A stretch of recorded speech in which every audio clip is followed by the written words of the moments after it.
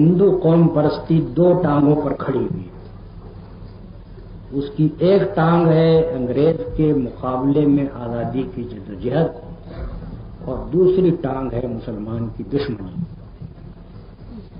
تقسیم کے بعد اس ہندو قوم پرستی کی ایک ٹانگ آپ سے آپ ٹوٹ جائے گی، کیونکہ انگریز کے مقابلے میں آزادی کی جدوجہد کا مقصود پورا ہو جائے گا۔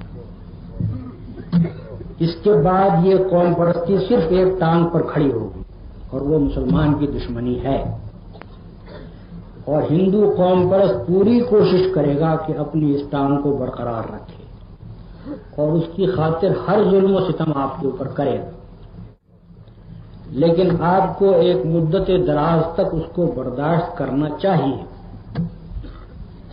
اس کے بعد آپ یقین رکھیے کہ ہندو قومیت اپنے اندر جو تضادات رکھتی ہے، آخر کار وہ برسر کار آئیں گے اور ان تضادات کی بدولت یہ قوم پرستی خود بخود اپنے برے انجام کو پہنچے گا۔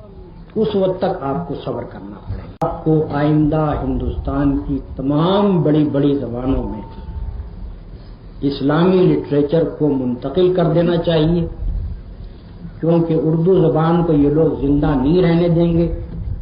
اردو زبان اسلام کے پھیلنے کا ذریعہ نہیں بن سکے گی۔